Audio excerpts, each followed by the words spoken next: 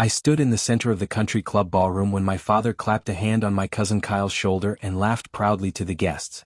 "This is the one who made it," he said. "Our successful kid."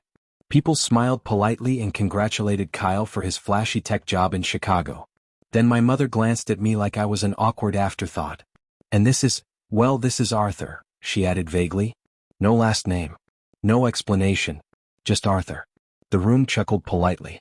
Before I could step away, the charity dinner host leaned forward with interest. "Oh," he said. "Arthur, aren't you the one who owns a manufacturing company in this county?" The room suddenly went quiet. And my parents froze. That moment felt painfully familiar. My parents had spent my entire life comparing me to someone else. When I worked construction in my 20s, they called me unambitious. When I started my first workshop repairing farm equipment, they called it a phase. And when my cousin Kyle graduated from a prestigious university and landed a corporate job, they finally had the perfect comparison. To them, Kyle represented everything impressive. Meanwhile, I had spent 30 years building something quietly in a small industrial park outside town. They never asked about it. And apparently, tonight they hoped nobody else would either. But the host was still looking at me expectantly. "So," he said curiously, "what kind of company do you run?" My father cleared his throat quickly. "Oh, nothing big," he said dismissively. "He tinkers with machines." I felt the familiar burn of humiliation rise in my chest. 30 years of work reduced to tinkering. The host tilted his head. "That's interesting," he said slowly. "Because the name Arthur Caldwell sounds very familiar in our industry." My cousin Kyle smirked. "Maybe he fixed someone's tractor." A few guests chuckled. But the host wasn't smiling anymore. Instead, he asked something that changed the entire mood of the room. "Arthur, do you happen to own Caldwell Industrial Systems?" And suddenly every conversation in the ballroom stopped. I hadn't planned on discussing my business that night. The charity dinner was meant to support local trade scholarships. But when the host asked that question, I realized something. Most people in that room actually knew my company. They just didn't know me personally. Caldwell Industrial Systems manufactured specialized farming equipment used across 3 states. We employed over 200 workers. But my parents had never once visited the facility. They had never asked. So when I nodded quietly and said yes, the host blinked in surprise. "You're that Caldwell?" And suddenly the laughter in the room stopped. Kyle immediately jumped in with a smug grin. "Wait, that little machine shop by the highway?" I shook my head slowly. "No," I said. "The production facility outside Millstone." The host straightened. "I toured that factory last year," he said. "You supply half the agricultural cooperatives in this region." Kyle's smile faded. My father shifted uncomfortably beside me. "Well," he said quickly, "Arthur always liked tools." But the host wasn't finished. Because the next question he asked made several wealthy donors lean closer. "So you're the man behind the new automated grain processors?" And the room suddenly felt very different. I nodded. "Those were our engineers' designs." I never liked bragging. But facts speak for themselves. Within minutes, several guests began asking me questions about production, hiring, and expansion. Kyle stood silently beside my parents. The spotlight had shifted. But my parents looked irritated instead of proud. My mother forced a tight smile. "Well, Kyle works for a national tech firm." The host raised his eyebrows. "Oh."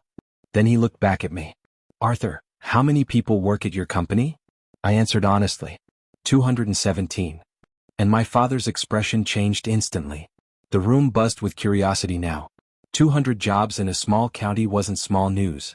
Kyle tried to recover the conversation. "Well, corporate tech pays pretty well," he said casually. But the host asked the question that shifted the room again. "And your company revenue?" I hesitated. I hated discussing numbers publicly. But someone nearby already knew the answer. A banker from town laughed softly. "Last year they cleared 80 million. My parents stared at me like they'd never seen me before. And suddenly their unsuccessful son looked very different. But the real twist came from someone unexpected. A woman at the head table stood up. And she knew exactly who I was. The woman introduced herself as Evelyn Carter. She was a member of the Scholarship Foundation Board. "I've been trying to meet Mr. Caldwell for months," she said. Apparently the foundation had been searching for donors willing to support trade programs. My company had already funded several apprenticeships quietly. I hadn't publicized it. But the board had noticed. My parents looked stunned. "You donated to this charity?" my mother asked. I nodded. For the last 3 years. The board members smiled warmly. Arthur funded nearly half our apprenticeships. And the crowd began whispering again. My father's attitude changed instantly. Well, of course he did, he said loudly. Arthur's always been generous. The shift was almost comical. An hour earlier he introduced Kyle as the family success story. Now he was suddenly proud of me. But something about the moment bothered me. Because the attention wasn't coming from family. It was coming from strangers. And just when the evening seemed to settle down, the host made another announcement. One that would put me directly on stage. The host tapped the microphone. Since we have Mr. Caldwell here tonight, he said, I'd love for him to say a few words about trade education. I froze. Public speaking wasn't my favorite thing. But the room began applauding. And before I could refuse, someone handed me the microphone. I walked slowly to the stage. Behind me, my parents whispered to Kyle nervously. They had spent decades dismissing my work. Now the entire room wanted to hear about it. And I hadn't even told them the biggest truth yet. Standing at the podium, I looked across the room. Tradespeople rarely get applause in fancy ballrooms. But the scholarships this charity offered meant everything to kids who didn't want college debt. So I spoke honestly. I talked about welding, machine design, and learning by doing. The room listened quietly. Then I said something that surprised even myself. My company exists because someone gave me a chance when nobody believed in me. I glanced at my parents' table.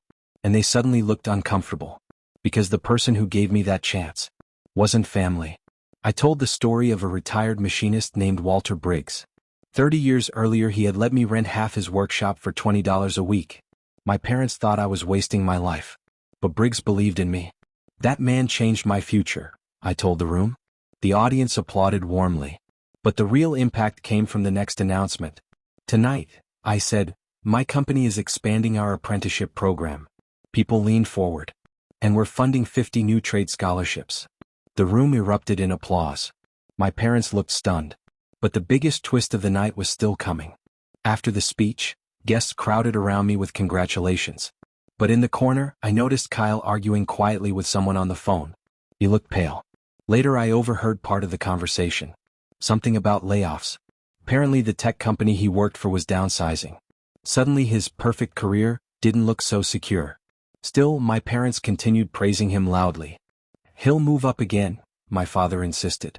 But I saw something in Kyle's expression that told me the truth. His situation was worse than anyone realized. And by the end of the night, that truth would surface. One of the donors pulled me aside. Your cousin works for Digital Forge, right? I nodded. He frowned. That company's closing 3 divisions, including Kyle's.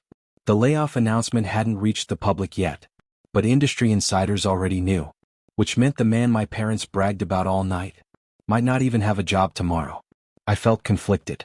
Part of me felt sorry for him, but part of me remembered decades of mockery. Still, the night had one final surprise, and it came from my own parents. Near the end of the dinner, my mother approached me quietly. Arthur, we didn't realize your company had grown so much. I nodded politely. My father added awkwardly, you should have told us. I almost laughed. I had tried many times. They just never listened. Before I could respond, Kyle suddenly interrupted us. His voice sounded strained. Arthur, can we talk? Something in his tone felt different. And when we stepped outside, he told me the truth. Kyle admitted the layoffs were real. His entire department was being eliminated. I might be unemployed next week, he said quietly. For the first time in my life he looked uncertain. Not arrogant. Just scared.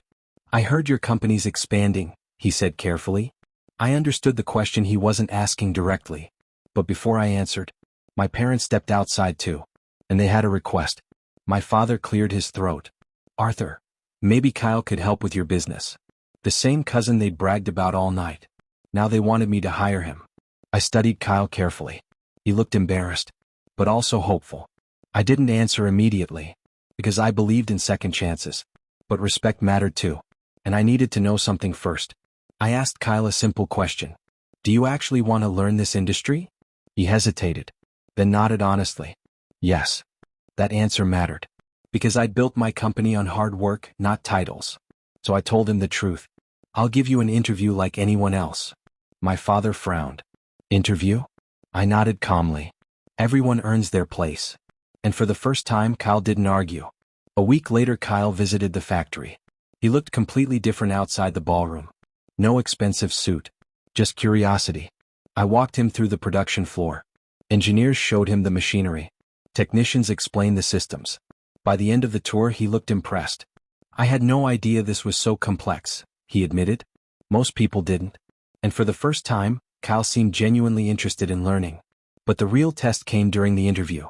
I offered him an entry-level operations role. Nothing glamorous. Just learning the business. Kyle surprised me by accepting immediately. I need to start somewhere, he said.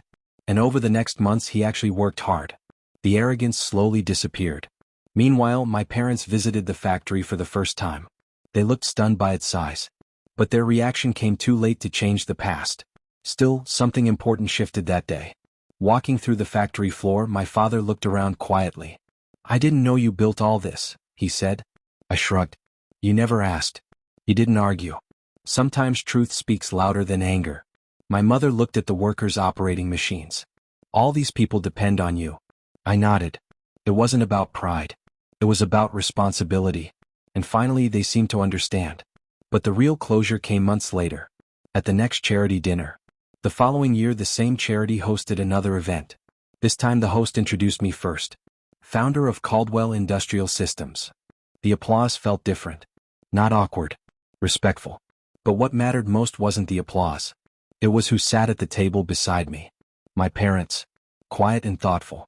No comparisons. Just family. Kyle had changed too. 6 months in the factory taught him more humility than any office job.